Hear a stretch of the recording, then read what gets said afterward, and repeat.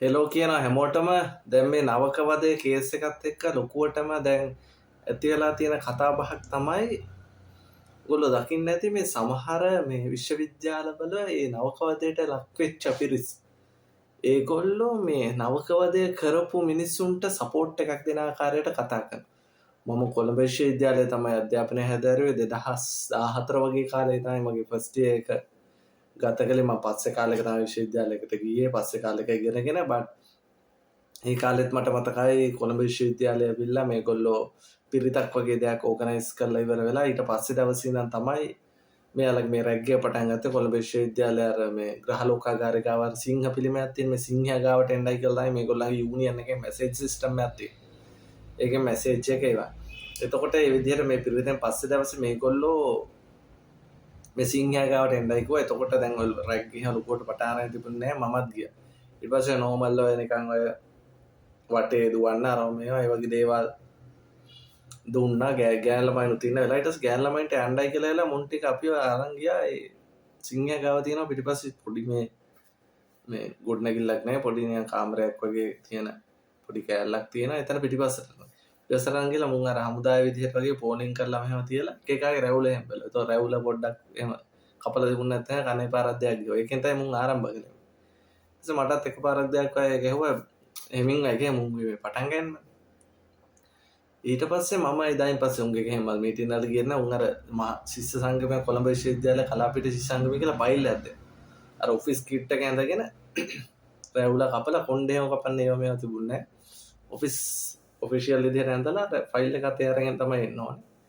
මම ඉතින් ඔක ඊට පස්සේ ලෝ ෆැකල්ටි එක පැත්තෙන් මැනේජ්මන්ට් එක පැත්තෙන් එහෙම නැත්නම් අපේ net එක කියන්නේ නැෂනල් ආර්ට් තියටර් කියලා තියෙන සයන්ස් එක ඒකේ තමයි ඔය ගොඩාක් දැන් ෆස්ට් ඉයර් එකේදී කට්ටිය ස්පෙෂලයිස් වෙන ඒවට තෝරගෙන නැහැ නේ. ඒතකොට පොදුවේ ලෙක්චර්ස් තියෙන. ඒතකොට බැච් එකේ 713ක් වගේ හිටියා.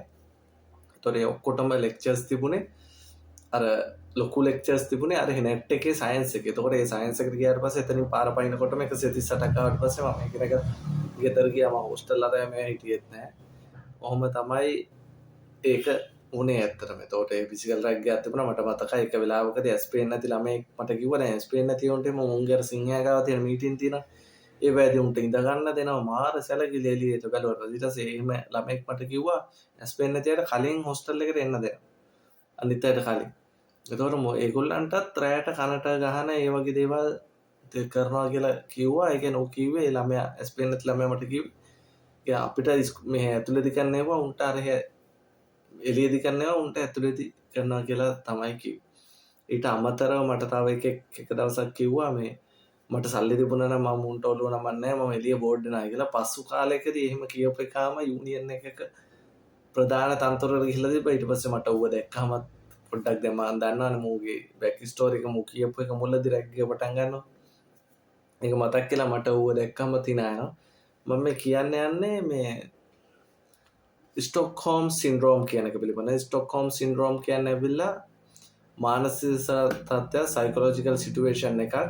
මේකෙදි වෙන්නේ එක්ස්ට්‍රීම්ලි ස්ට්‍රෙස්ෆුල් සිටුේෂන් එකකට පත් වුණාට පස්සේ වික්ටිම්ස් ලයික් ලක් වෙන පිරිස තමන්ව ඇබියුස් කරන අයව ආරක්ෂා කරන්නත් ඒගොල්ලන්ට කෙයා එකක් දෙන්නත් ඒගොල්ලන්ව ඩිෆෙන්ඩ් කරන්නත් ඒගොල්ලන්ට විරුද්ධව මොකක් හරි දෙයක් සමාජයෙන් ආවොත් එමේ ඒ වැදී ටෙස්ටිෆයි කරන්න. ඒ කියන්නේ පොලිසියට හරි එහෙම ගිහිල්ලා සාක්ෂි දෙන්න ඒ වලට දක්වන මැලිකම සහ ඒ දේවල් ඩිෆෙන්ඩ් කිරීම. ඕගොල්ලෝ දැකලා ඇති දැන් නිකන් අර කමෙන්ට්ස් එකම දානකොට මේ දවස්වල මේ වැක්සින් එක සපරගමුවේ එකත් එක්ක යන කමෙන්ට්ස් වලම ඔයගොල්ලෝ දකින්න ඇති සමහර කැම්පස් වල උන් ඇවිල්ලා ඉවර වෙලා මේකේ දානවා පොඩ්ඩක් තියෙන්න ඕනේ අපේ අයියලා නම් අපිට මේවා කියලා දුන්නේ. ඒ වගේ දා මේක මොකක්ද කියන එක පිළිබඳව තමයි මම මේ කියන්නේ. මේ මානසික රෝගී මානසික තත්ත්වය මේක මෙන්ටල් ඩිසෝඩර් එකක් නෙමෙයි. ඒක සයිකොලොජිකල් ඉෆෙක්ට් එකක් තියෙනවා. බට් මේක මෙන්ටල් ඩිසෝඩර් එකක් හැටියට හඳුන්වන්නේ නැහැ.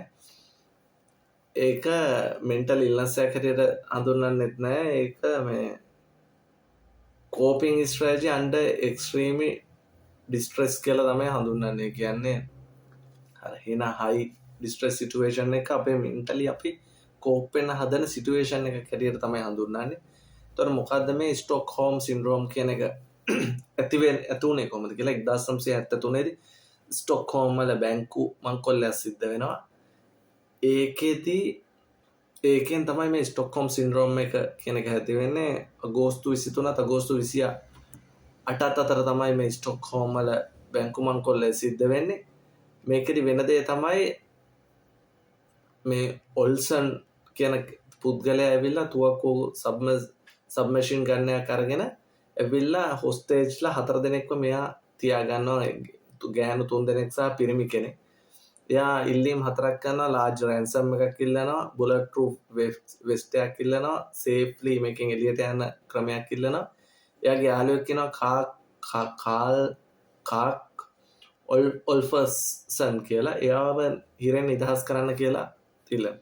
පොලිසිය මේ යාළුවව හිරෙන් නිදහස් කරන්නයි කියන එකට යම් කිසි එකත් එක්කම පල්ලයි කරලා මෙයාව යාළුවව හිරෙන් අරගෙන ඇවිල්ලා බැංකුවට හිටන් අරගෙන එනවා. මොකද මෙතන ස්ටෑන්ඩ් ඕෆ් එකක් යනවා. මේ ස්ටෑන්ඩ් ඕෆ් එක දවස් 6ක් දක්වා යනවා. එතකොට මේකේ මේ හොස්ටේජර්ස්ලා බැංකුවේ වොලට් එක තමයි මේ තියලා තියෙන්නේ. එක වෙලාවකදී මේක හොස්ටේජ් කෙනෙක් over the phone Swedish Prime Ministerට කියනවා I fully trust Clark and the robbers. I am not desperate.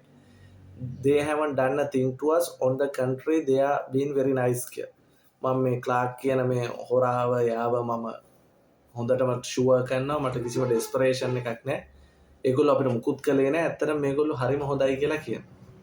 ඒ වගේම හොස්ටේජර්ස්ලා මේකෙදි මේ රෙස්කියු කරන්න ගත්ත උත්සාහයන් රිෆියුස් කරනවා. ඒ කියන්නේ ඒගොල්ලෝ බේරගන්න එපා කියලා වගේ අදහසක තමයි ඉන්නේ. ඒ වගේම මේගොල්ලෝ බේරගත්තට පස්සේ අර තමන්ව රඳව තබාගත්ත මිනිස්සුන්ට විරුද්ධව සාක්ෂි දෙන කෙනෙක් වළකන. ඊට අමතරව මේකේ විශේෂම දෙයක් තමයි මේ බැංකු හොරකමේදී හොස්ටේජ් කෙනෙක් හැටියට රඳවාගෙන හිටපු එක කාන්තාවක් මේ ඔල්ෆර්සන් කියන පුද්ගලයා එක්ක පස්සේ කාලෙකදී රොමැන්ටිකලිත් ඉන්වෝල්ව් වෙනවා. තමන්ව මේ ප්‍රාණපයට ගත්ත පුද්ගලයෙක් එක්ක. ඊට පස්සේ මේ පිළිබඳව නීල්ස් කියන සයිකැට්‍රික් වරයා තමයි පොලිසියට ඇසිස්ට් කරන්නේ. ඊට පස්සේ ඒ හරහා තමයි මේ ස්ටොක්හෝම් සින්ඩ්‍රෝම් කියන එක මේගොල්ලෝ හොයාගන්න. එක මොඩර්න් කේස් එකක් වෙනවා. මේ සයිකොලොජිකල් ඔබ්සර්වේෂන්ස් වලට victims expressing sympathy towards the captors කියන එකට. මේකේ අවුට්කම් එක හැටියට වෙන්නේ හොස්ටේජර්ස්ලා කිසිදු හානියකින් තොරව නිදහස් කරනවා. මේ රඳවා තබාගත්ත ඇරෙස්ට් කරනවා. මේක ඇවිල්ලා ග්ලෝබල් ඉන්ට්‍රස්ට් එකක් හදනවා මේ හොස්ටේජ් සිටුේෂන් එකක සහ මේ තමන්ව පීඩනයට පත් කරන මිනිස්සුන්ට මිනිස්සු කැමති වෙන්න හේතුව පෙන්න. ඕක රැගින් වලදිත් මම දැක්ක ගොඩක් සමහර රිසර්ච් වලදී පෙන්නලා දීලා තියෙනවා. මේ හේතුව තමයි මේ ස්ටොක්හෝම් සින්ඩ්‍රෝම් කියන තත්ත්වය. ඒක තියෙන මිනිස්සු තමයි, ඒකට ලක් වෙච්ච මිනිස්සු තමයි මේකෙදි ප්‍රධාන වශයෙන්ම මේ තමන්ව කැප්ටිව් කරපු අයව ඩිෆෙන්ඩ් කරන්න මේ පෙළඹෙන. මේක ඇවිල්ලා ස්ටේජස් තියෙනවා. එකක් තමයි perceived threat to life. තමන්ගේ ජීවිතේ තර්ජනයක් ඇති වෙන්න ඕනේ. ඊට පස්සේ small act of kindness. ඔය රැග් වලදී එහෙම වෙන්නේ. ඒක රැග් කළා ඉවරලා අර ලස්සන කෙල්ලෝ හරි කවුරු හරි ටිකක් දානවා මුංග සනසවන්න. එතකොට අර පීඩනයටපත් වෙලා තියෙන මනසට අර එකපාරට සැනසීමක් ආතරෙන් කතා කරන එකක් ආවට පස්සේ ආපහු නිකන් අර තමන්ගේ මනසින් ඒ පුද්ගලයන් කරේ එහෙම kindness එකක් වගේ ඇති වෙනවා. ඒ වගේම isolation from the outside world. එක එළියේ තියෙන එකෙන් isolate වෙනවා. මේ හොස්ටල් වල කැම්පස් ඇතුලේ මේ වගේ දේවල් වල ඉඳලා. ඒ වගේම identification with the captors කියන්නේ මේ තමන්ගේ පීඩිතයෝ ලෝකයේ දකින්න පුරුදු වෙනවා තමන්ව පීඩාවට පත් කරන අය. ඒක තමයි අර සමහරයන් කියන්නේ මේ අපේ අයියලා තමයි අපිට මේවා කියලා දුන්නේ. අයියලා තමයි අපිට මේ කොළඹ ගැන කියලා දුන්නේ. අයියලා තමයි අරක මේක කියලා දුන්නේ. මට මතකයි මුන් එක වෙලාවකදී කියනවා එකෙක්ගේ කෑම එකේ චිකන් එක තියෙන අනික චිකන් එක නෑ. ඒකින් හින්දා අපි මේ එකම මේකකට ගෙනල්ලා සම කරන්න ඕනේ කියලා. ඒ කියන්නේ ඌ හිතන්නේ සමානාත්මතාවය කියන්නේ ඇත්තටම මොකක්ද? සම අයිතිවාසිකම් සම ඊට පස්සේ.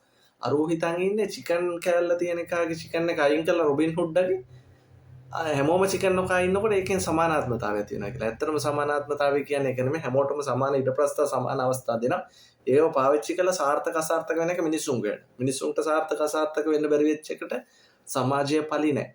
ඒක තමයි මුන්ගේ මේ තියෙන ප්‍රතිගාමී අදහස.